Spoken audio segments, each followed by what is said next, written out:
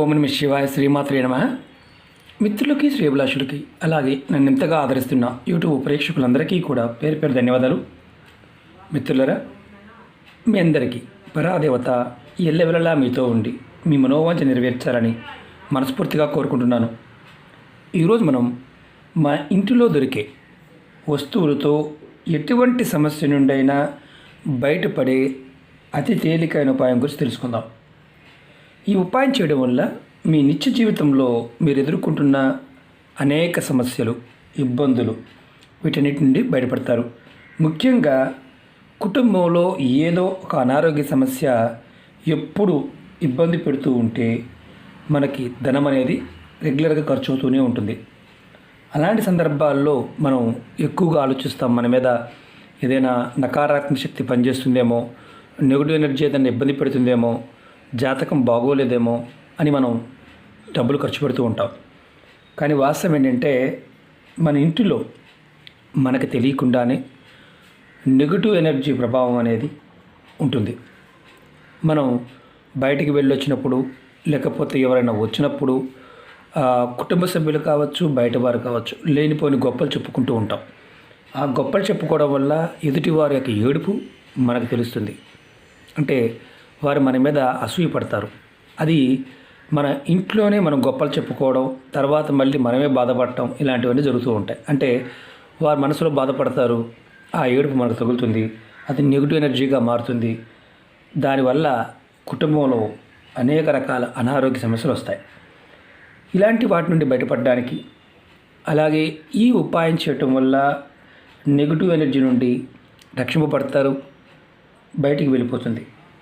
అలాగే ఇంకొక ఇబ్బందికరమైన విషయం ఏంటంటే, ఎప్పుడైతే మీరు జనాల యొక్క ఏడుపు, ఘోష, నకారాత్మక శక్తి వల్ల కుటుంబ సభ్యుల మధ్య గొడవలు ఏర్పడుతూ ఉంటాయి.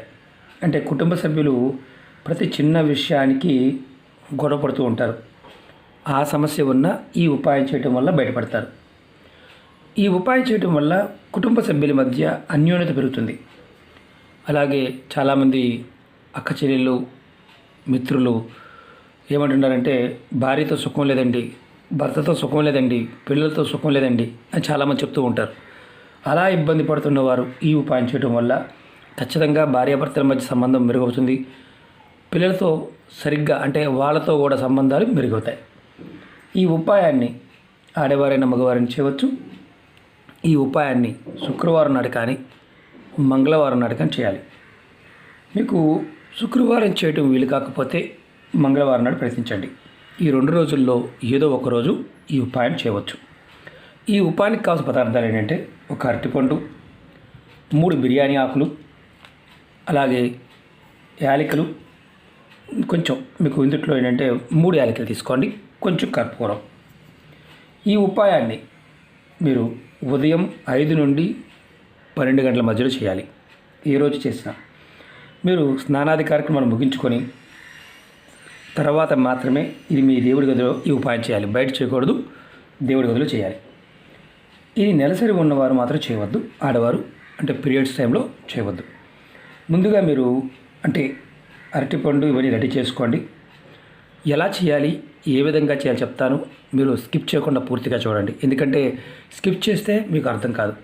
అలాగే మీకు ఈ వీడియో నచ్చినట్లయితే లైక్ చేయండి, ఛానల్ని సబ్స్క్రైబ్ చేసుకోండి, పక్కనే ఉన్న గంట సింబల్ని యాక్టివేట్ చేసుకోండి, 10 మంది మిత్రులకి షేర్ చేయండి మీకు నచ్చితేనే.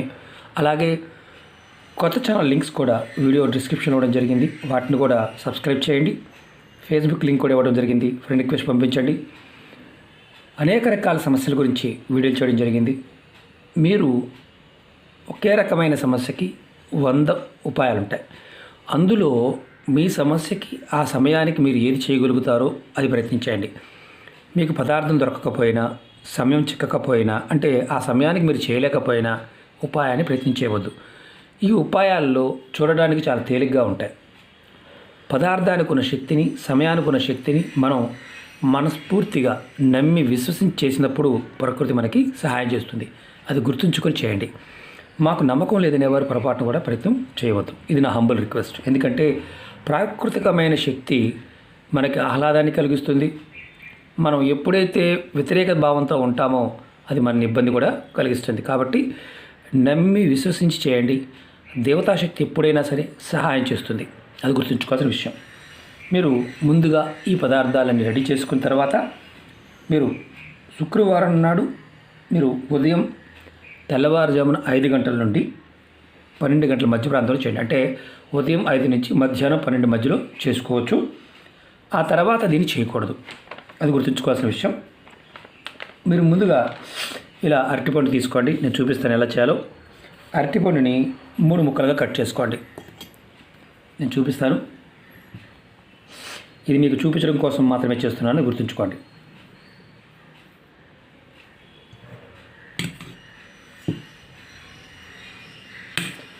మళ్ళీ అనుమానాలు ఉంటాయి. గురువుగారు అరటిపండు పసుపుది ఉండాలా పచ్చది ఉండాలా అని. ఏదైనా తీసుకోండి, ఇబ్బంది లేదు.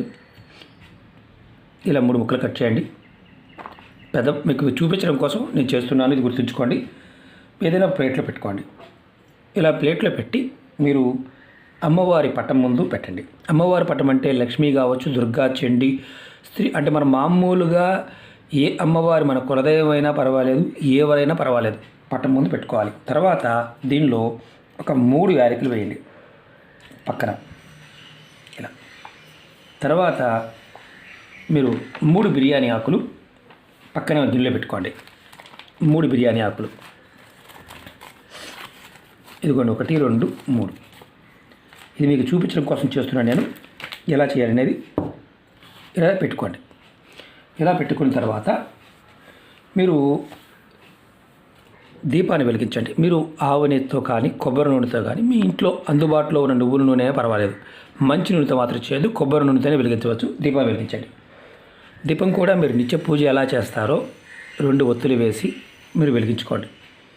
తర్వాత మీరు ఈ ప్లేట్ని దేవుడి ముందు పెట్టిన తర్వాత దీపం వెలిగించిన తర్వాత అమ్మవారికి ధూపం చూపించండి. సాంబ్రాణి ధూపాన్ని అమ్మవారికి చూపించండి. ఇక్కడ అనుమానం చాలామందికి ఉంటుంది. గురువుగారు మరి అమ్మవారు అంటున్నారు, ఏ అమ్మవారికైనా చేయవచ్చా అని అనుమానం ఉంటుంది. ముందే చెప్పాను, మీరు ఏ అమ్మవారి పటం ముందైనా చేయవచ్చు. తర్వాత మీ మనసులో ఉన్న సమస్యలు, ఇబ్బందుల నుండి త్వరగా బయటపడాలని, తొలగిపోవాలని, వాటి నుండి బయటపడాలని కోరుకోండి.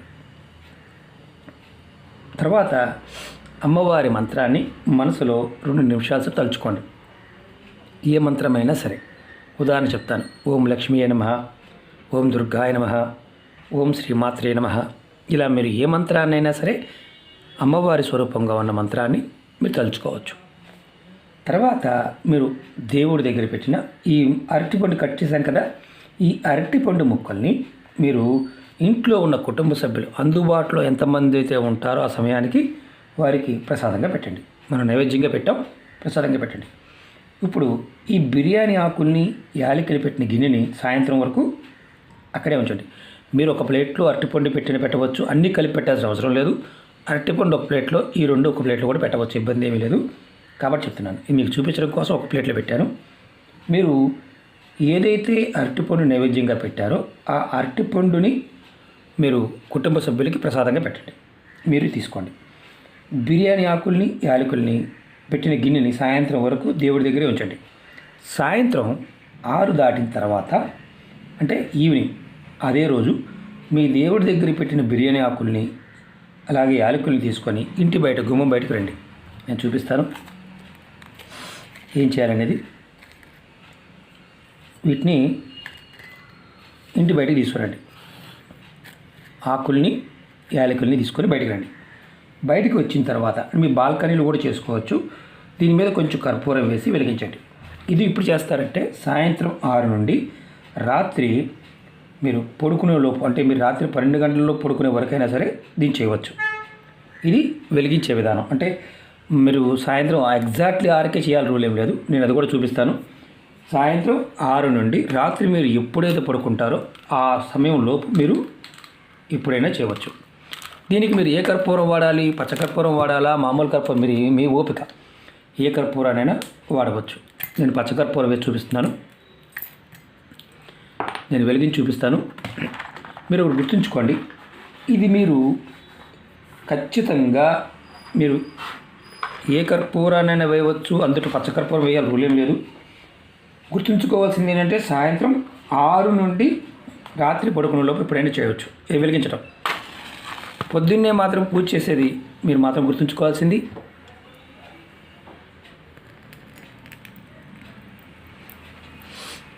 నేను వెలిగించాను. బయట ఇంటి బయట బాల్కనీ కానీ లేదా వరండా ఉన్న వెలిగించవచ్చు, బయటైనా వెలిగించవచ్చు. మాకు అవకాశం లేదు అంటే మాత్రం పొరపాటు చేయమాకండి. మీరు ఈ ఉపాయాన్ని ఎన్ని వారాలు చేయాలంటే 5 వారాలు చేయండి. 5 వారాలు అది శుక్రవారమైనా లేదా మంగళవారమైనా వారంలో ఒక్కరోజునే అంటే చేస్తే మంగళవారం లేదా శుక్రవారం ఇలా మీరు చేయటం వల్ల మీ ఇంటిలో ఏదైతే మీరు రెగ్యులర్గా ఎదుర్కొంటున్న సమస్యలు ఉన్నాయో వాటన్నిటి నుండి బయటపడతారు. మీరు గుర్తుంచుకోవాల్సింది ఏంటంటే చాలా తేలికైంది మన ఇంట్లో దొరికే పదార్థం. ప్రయత్నపూర్వకంగా చేయటం వల్ల ఫలితం ఖచ్చితంగా వస్తుంది. ఇవి పురాతనమైన తంత్రంలో ఉన్న ఉపాయాలు. ఇవి చాలా వరకు ఏంటంటే మనకి పదార్థంతో ముడిపడి ఉంటాయి. దీనిలో పదార్థము, సమయము, తేలికైన మన ఇష్టదేవత మంత్రము మనకి మన పనులను పూర్తి చేయడానికి అవకాశాలు కలిగజేస్తుంది. అలాగే మనం ఎప్పుడూ కూడా గుర్తుంచుకోవాల్సింది ఏంటంటే ఈ ఉపాయాలు చేస్తున్నప్పుడు మనలో ఆలోచన విధానం పాజిటివ్గా ఉండాలి. అంటే పని అవుతుందన్న భావంతో చేయాలి. చేద్దాంలే అని చేయకూడదు. ఇది మీకు 100కు 100% ఫలితాన్ని ఇస్తుంది. అలాగే ఇంట్లో దొరికే వస్తువులు కదా అని చిన్నచూపు చూడమాకండి. విశేషమైన శక్తి ఉంటుంది. ప్రతి పదార్థంలో కూడా విశేషమైన శక్తి దాగి ఉంటుంది. ప్రయత్నపూర్వకంగా చేసి ఫలితాన్ని పొందండి. అలాగే మీకు ఈ వీడియో నచ్చినట్లయితే లైక్ చేయండి, ఛానల్ని సబ్స్క్రైబ్ చేసుకోండి, పక్కనే ఉన్న గంట సింబల్ని యాక్టివేట్ చేసుకోండి, 10 మంది మిత్రులకి షేర్ చేయండి. ఓం నమః శివాయ. శ్రీమాత్రే నమః.